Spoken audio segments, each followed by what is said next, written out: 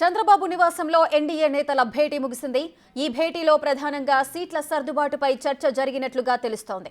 అనపర్తి స్థానం టీడీపీకి ఇవ్వాల్సి వస్తే అందుకు ప్రత్యామ్నాయ ప్రతిపాదనలు కూడా బీజేపీ సిద్ధం చేసినట్లు సమాచారం. తంబళ్లపల్లె, ఏలూరు, రాజంపేట పార్లమెంటు పరిధిలో ఏదైనా ఒక స్థానం బీజేపీకి ఇచ్చే అవకాశాలున్నాయి. మూడు పార్టీల మధ్య సమన్వయం లోపించకుండా తీసుకునే చర్యలపై చర్చించినట్లు పార్టీ వర్గాల సమాచారం. ఉమ్మడి సభల్లో మూడు పార్టీల ముఖ్య నేతలు పాల్గొనేలా ప్రణాళికలు రచిస్తున్నారు.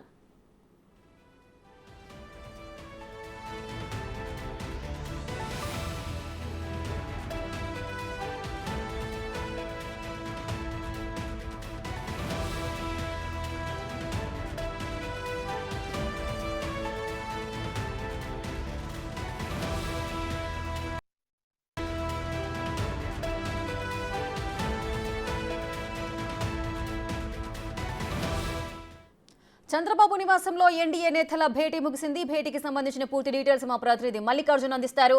మల్లికార్జున్, చెప్పండి, ఎన్డీఏ నేతల భేటీ అయితే ముగిసింది. ఈ భేటీలో ఏ అంశాలు చర్చకొచ్చాయి? ఈ భేటీలో ఎటువంటి నిర్ణయాలు తీసుకున్నారు కూటమి నేతలు? రేఖ, ప్రధానంగా భేటీ కూడా దాదాపుగా 2 నుంచి 3 గంటల వరకు కూడా కొనసాగినందుకు చెప్పుకోవచ్చు. 1:30కి ప్రారంభమైన భేటీ కూడా దాదాపుగా 3:30 వరకు కూడా కొనసాగింది. ఈ భేటీ కూడా 5 అంటే 3 పార్టీలకు సంబంధించిన 5 నేతలు పాల్గొనడం జరిగింది. బీజేపీ తరఫు నుంచి కూడా 3 నేతలు పాల్గొనడం జరిగింది. బీజేపీ రాష్ట్ర అధ్యక్షులతో పాటు బీజేపీ ఎన్నికల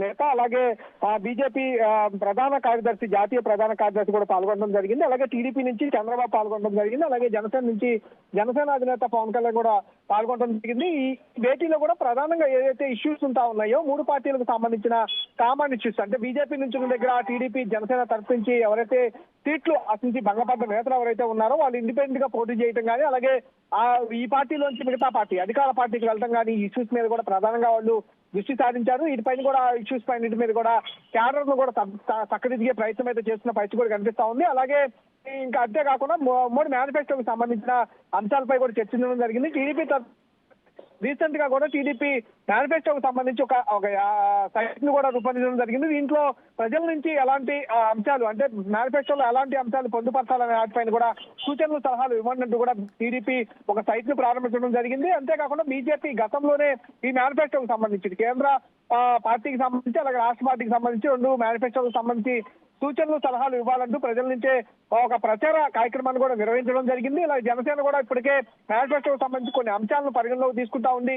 ఇలా 3 పార్టీలకు సంబంధించి ఉమ్మడి మేనిఫెస్టోకి సంబంధించిన అంశాలను, ఉమ్మడి మేనిఫెస్టో రూపకల్పనకు సంబంధించిన అంశాలపై కూడా సుదీర్ఘంగా కసరత్తు అయితే జరిగింది. ఇప్పటికే టీడీపీ సూపర్ 6 పేరుతో కూడా ప్రచారం కొనసాగిస్తా ఉంది. జనసేన కూడా ఒక 4-5 అంశాలపై కూడా దృష్టి సారిస్తా ఉంది. బీజేపీ కూడా కామన్ ఇష్యూస్ పైన మేనిఫెస్టోలో పెట్టాలని కూడా ఆలోచిస్తా ఉంది.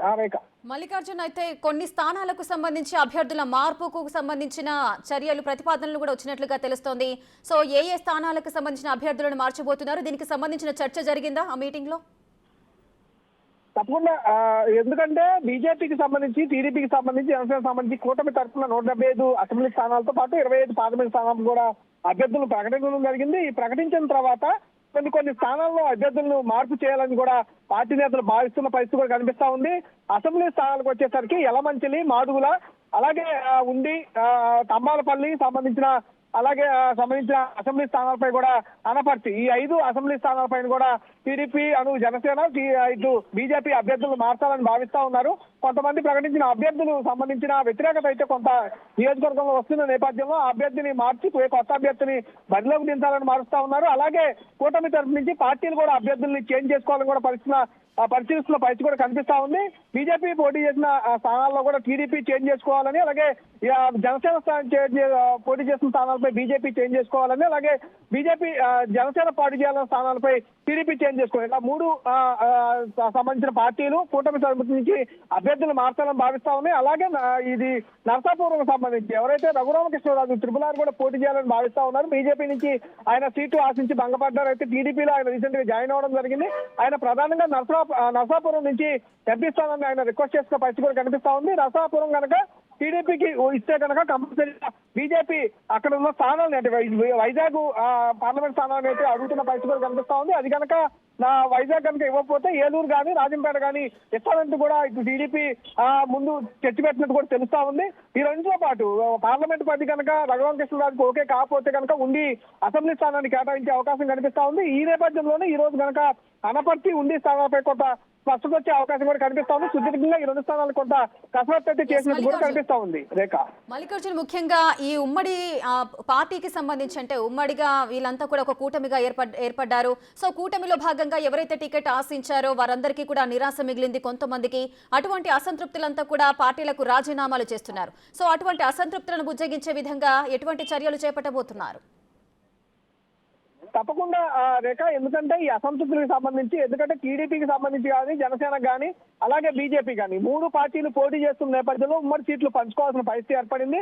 ఇటు జనసేన 21 స్థానాలు పోటీ చేస్తా ఉంటే బీజేపీ కూడా 6 పార్లమెంట్ స్థానాలు 10 అసెంబ్లీ స్థానాలు పోటీ చేస్తా ఉంది. మిగిలిన స్థానాలు 144 అసెంబ్లీ స్థానాలు 17 పార్లమెంట్ స్థానాలు టీడీపీ పోటీ చేస్తా ఉంది. ఈ స్థానాల్లో పోటీ చేసే క్రమంలో బీజేపీ పోటీ చేసే స్థానాల్లో టీడీపీ ఎక్కువగా అక్కడ ఉన్న రెబల్స్ అడుగుతున్న పరిస్థితి కూడా కనిపిస్తా ఉంది. నేతలు మేము ఎన్నాళ్ళు కష్టపడ్డాం, కంపల్సరీగా మాకు న్యాయం చేయాలి, పార్టీ స్థానం కేటాయించాలి, వేరే స్థానం కేటాయించండి బీజేపీకి కానీ జనసేనకు కానీ టీడీపీ తరఫున అసంతృప్తులు డిమాండ్ చేస్తున్న పరిస్థితి కూడా కనిపిస్తా ఉంది. ఇటు జనసేన తరఫు నుంచి కూడా సేమ్ ఇదే డిమాండ్ వినిపిస్తా ఉన్న పరిస్థితి కూడా కనిపిస్తా ఉంది. ఎందుకంటే టీడీపీ నుంచి వస్తున్న నేతలు కానీ వైసీపీ నుంచి వస్తున్న నేతలకు కానీ జనసేన టికెట్లు ఇస్తున్నట్టు కూడా ఇప్పటికే జనసేన పార్టీ అధినేత పవన్ కళ్యాణ్ పైన ఆ పార్టీ నేత నాదెండ్ల మనోహర్ పైన తీవ్ర విమర్శలు చేస్తూ కూడా ఆ పార్టీ నేతలు రాజీనామాలు చేస్తూ అధికార పార్టీలో కూడా జాయిన్ అవుతున్న సందర్భాలు కూడా కొంత కనిపిస్తా ఉన్నాయి. ఇటు బీజేపీకి సంబంధించి కూడా ఎప్పటి నుంచో పనిచేస్తున్న బీజేపీ నేతలకు టికెట్లు ఇవ్వట్లేదు, పార్టీలు మారుతున్న నేతలకు అలాగే పక్క పార్టీ నుంచి వచ్చిన నేతలకు టికెట్లు ఇస్తున్నారంటూ కూడా ఇప్పటికే బీజేపీ నేతలు కొంతమంది సీనియర్లు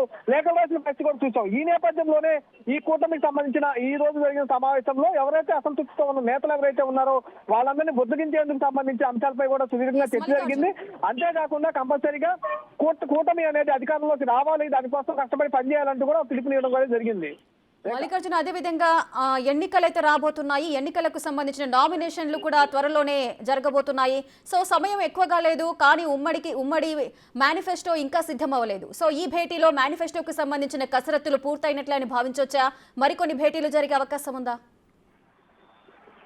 మేనిఫెస్టోకి సంబంధించి గతంలో జనసేన టీడీపీ కలిసి మేనిఫెస్టోకి సంబంధించి ఉమ్మడి కమిటీని కూడా ఏర్పాటు చేయడం జరిగింది. ఇటు 6 జనసేన తరఫులు అలాగే టీడీపీ తరఫు నుంచి 6 సభ్యులతో ఉమ్మడి మేనిఫెస్టోని కసరత్తు అయితే కొంత చేయడం జరిగింది. అప్పుడు జనసేన తరఫు నుంచి 5 అంశాలను అలాగే టీడీపీ తరఫు నుంచి 6 అంశాలను 11 అంశాలను మేనిఫెస్టోలో పెట్టి ఉమ్మడి మేనిఫెస్టోను రిలీజ్ చేయాలని చెప్పి కూడా భావించడం జరిగింది. ఈ నేపథ్యంలోనే బీజేపీ కూడా వచ్చి కూటమిలో జాయిన్ అవ్వడం జరిగింది. ఇప్పుడు 3 పార్టీలు కలిపి అయితే మేనిఫెస్టోని రూపొందించుకోవాల్సిన పరిస్థితి కాబట్టి కంపల్సరీగా ఇంకా ఏమైనా అంశాలు పొందుపరచాల్సిన అవకాశాలు ఉన్నాయనే అంశాలపై కూడా సుదీర్ఘంగా అయితే చర్చ జరుగుతున్న పరిస్థితి కూడా కనిపిస్తా ఉంది. ఇప్పటికే ప్రజా అభిప్రాయ సేకరణ కోసం కూడా వాళ్ళు సైట్లు ఏర్పాటు చేయడం, ప్రజా కార్యక్రమాలను నిర్వహించుకోవడం, గ్రౌండ్ లెవెల్లోకి వెళ్ళడం, ఏ అంశాలను ప్రజా మేనిఫెస్టోలో పెడితే బాగుందనే అంశాలపై కూడా సుదీర్ఘంగా కసరత్తు అయితే కొనసాగుతున్న పరిస్థితి కూడా కనిపిస్తా ఉంది. ఈ రోజు జరిగిన సమావేశంలో కూడా ఈ అంశాలు ఏవైతే వాళ్ళ గ్రౌండ్ లెవెల్లో వచ్చిన అంశాలు కావచ్చు, గతంలో ఏవైతే ప్రకటించిన అంశాలు ఏవైతే ఉన్నాయో ఇప్పటికే టీడీపీ సూపర్ 6 పేరుతో కూడా కొన్ని అంశాలను ప్రకటించింది కాబట్టి ఆ అంశాలతో పాటు వేరే అంశాలను కూడా అంటే ఈ సూపర్ 6 పేరుతో కాకుండా మరికొన్ని హామీలను కూడా టీడీపీ ఇస్తా ఉంది. ఈ నేపథ్యంలో ఈ హామీలు అటు బీజేపీ నుంచి వచ్చే హామీలు కావచ్చు, జనసేన నుంచి వచ్చే హామీలన్నింటినీ కూడా క్రోడీకరించుకొని ఉమ్మడి మేనిఫెస్టో అయితే రిలీజ్ చేసే అవకాశం కనిపిస్తా ఉంది. ఈ రోజు జరిగే సమావేశం అయితే కొంత క్లారిటీ అయితే వచ్చినట్టు కూడా తెలుస్తుంది. త్వరలోనే దీనికి సంబంధించి మేనిఫెస్టో అయితే ప్రకటించే అవకాశం కనిపిస్తా ఉంది. ఎందుకంటే ఈ నెల 17, 18 తేదీల నుంచే ఎన్నికలు సంబంధించిన నామినేషన్ దాఖలు చేసే అవకాశం ఉంటుంది కాబట్టి కంపల్సరీగా నామినేషన్ దాఖలు చేసే అవకాశంలో ఈ మేనిఫెస్టోకి సంబంధించి ముందుగానే ఇవ్వాలనే అవకాశం అయితే చూస్తున్నట్టు కూడా తెలుస్తా ఉంది కూటమి. Right, thank you Mallikarjun, thanks for the live details.